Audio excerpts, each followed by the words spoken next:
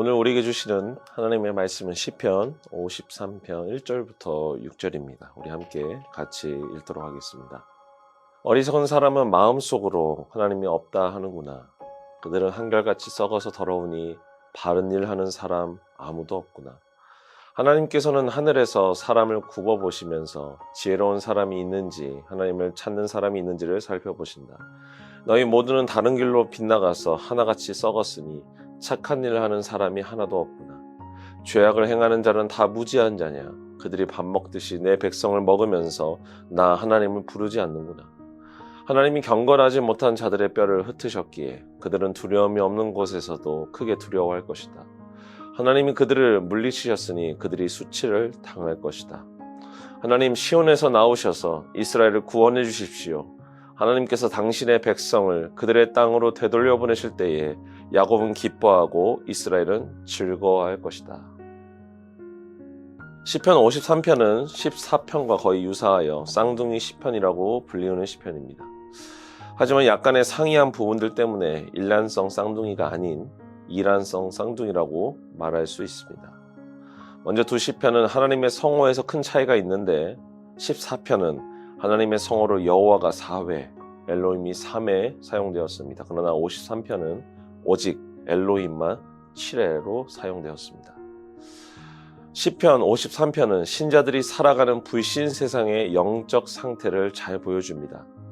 그것은 한마디로 어리석은 자들의 세상이고 무신론적이며 하나님의 백성이 악인들에게 잡아먹히는 상황입니다. 우리 함께 1절을 다시 한번 읽도록 하겠습니다. 어리석은 사람은 마음속으로 하나님이 없다 하는구나.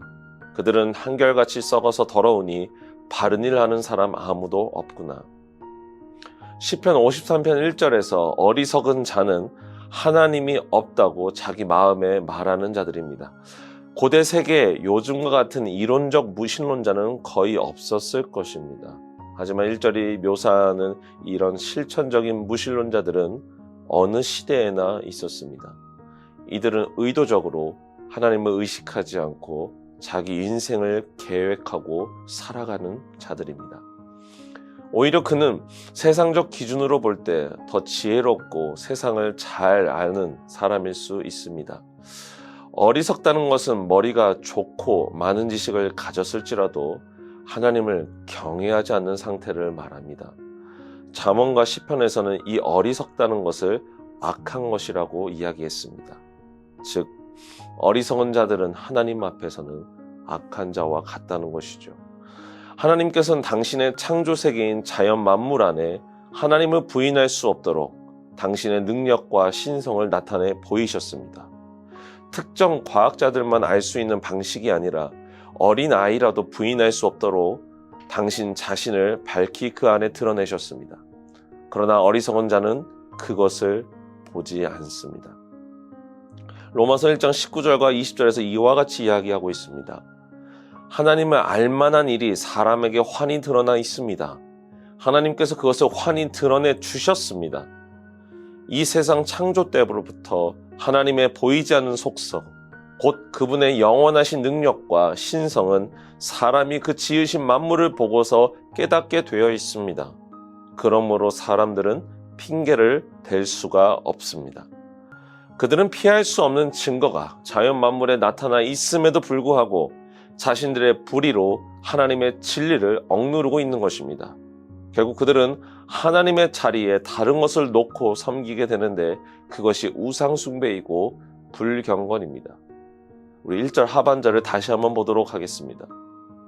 그들은 한결같이 썩어서 더러우니 바른 일 하는 사람 아무도 없구나. 이 말씀은 아담의 범죄가 가져온 타락과 부패를 잘 보여줍니다. 가증한 악을 행하는 것, 그리고 선을 행하지 않는 것은 그들의 부패를 증거하는 것입니다. 어리석은 자들은 하나님이 없다고 여기고 살아가지만 하나님은 살아계셔서 하늘에서 인생을 굽어 살피신다고 시편은 이야기합니다. 우리 3절을 이어서 같이 보도록 하겠습니다. 너희 모두는 다른 길로 빗나가서 하나같이 썩었으니 착한 일 하는 사람이 하나도 없구나. 하나님께서 한 사람도 찾을 수 없는 것은 그들이 다 물러가 함께 더러운 자가 되었기 때문입니다. 이것이 사도 바울이 로마서 3장에서 온 세상이 하나님의 정죄 아래 있다는 것을 보여주기 위해서 인용한 내용과 같습니다. 로마서 3장 10절과 12절은 이렇게 이야기를 하죠. 성경에 이렇게 기록되어 있습니다. 의인은 없다. 한 사람도 없다. 깨닫는 사람도 없고 하나님을 찾는 사람도 없다. 모두가 겉길로 빠져서 쓸모가 없게 되었다. 선한 일을 하는 사람은 없다. 한 사람도 없다. 어리석은 자는 이 말씀에 결코 동의할 수 없을 것입니다. 어리석은 자는 인간은 선하고 모든 가능성과 잠재력을 가지고 있다는 인본주의를 매우 신봉하는 자들입니다. 그러나 성경은 말씀하기를 인간은 전적으로 부패했으며 죄의 저주 아래 놓여 있고 잘못된 원리에 의해서 행동을 하게 되고 하나님을 사랑하거나 자기의 구원을 위한 그 어떤 것도 전혀 행할 수 없다고 가르칩니다. 부패한 인간은 병든 것이 아니라 영적으로 죽었다는 것입니다. 하지만 이 말은 인간이 도덕적 선을 행할 모든 능력을 상실했다거나 인간이 완전히 무가치한 존재라고 말하는 것이 아닙니다. 죄의 오염으로 말미암아 치명적으로 부패하지 않은 인간의 기능이 없다라는 뜻입니다. 그러니 이 어리석은 자들이 할 수 있는 일은 무엇이겠습니까? 그것은 각기 물러가 그들과 함께 더러운 자가 되는 것입니다. 그리고 선을 행하지 않는 것입니다. 우리 4절을 이어서 보도록 하겠습니다. 죄악을 행하는 자는 다 무지한 자냐? 그들이 밥 먹듯이 내 백성을 먹으면서 나 하나님을 부르지 않는구나. 어리석은 자들이 행하는 것은 밥 먹듯이 죄악을 범하고 밥 먹듯이 의인들을 삼키는 것입니다. 그들이 죄악을 행하는 것은 밥 먹는 것처럼 자연스러운 일입니다. 그들은 태연하게 그 일을 행합니다. 남이야 죽든지 말든지 상관하지 않습니다. 나만 좋으면 됩니다. 그리고 4절 하반절이 말하는 어리석은 자들의 영적 특징은 그들이 하나님을 부르지 않는다는 것입니다. 하나님을 부른다는 것은 영적 지각은 전제하고 회개와 믿음을 요구하는 일인데 어리석은 자는 결코 그 자리로 나아가지 않는 것이죠. 이런 자들의 세상에서 신자가 믿음으로 살아간다는 것은 얼마나 어려운 일이겠습니까? 하나님의 백성은 그들의 밥일 뿐입니다. 이것이 우리의 현실입니다. 하나님은 어리석은 자들의 생각처럼 계시지 않는 것은 아닙니다. 하나님은 어느 날 심판자로서 그들에게 임하십니다. 우리 한번 5절을 같이 읽도록 하겠습니다. 하나님이 경건하지 못한 자들의 뼈를 흩으셨기에 그들은 두려움이 없는 곳에서도 크게 두려워할 것이다. 하나님이 그들을 물리치셨으니 그들이 수치를 당할 것이다. 이 말씀은 전쟁의 상황을 노골적으로 전제합니다.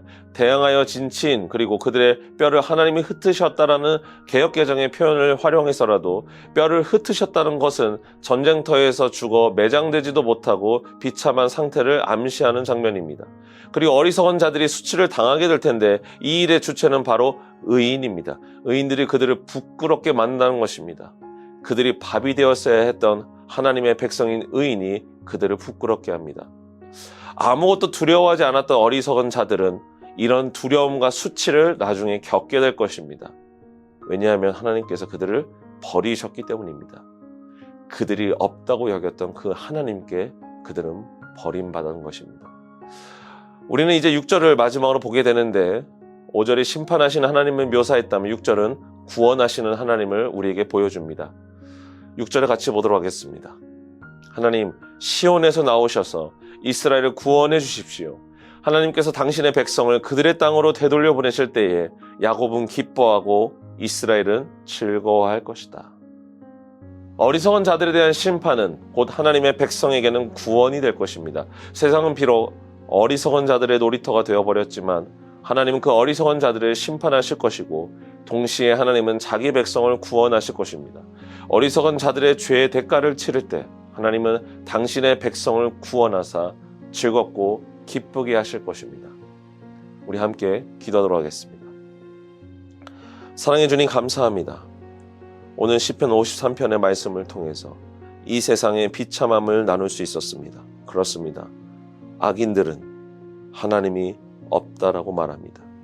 그들은 밥 먹듯이 의인들을 삼키는 자들입니다.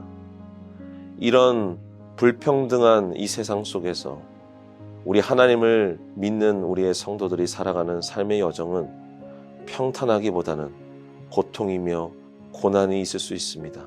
그러나 오늘 말씀에서도 이야기해 주었던 것처럼 하나님의 심판이 있음을 기억하길 원합니다.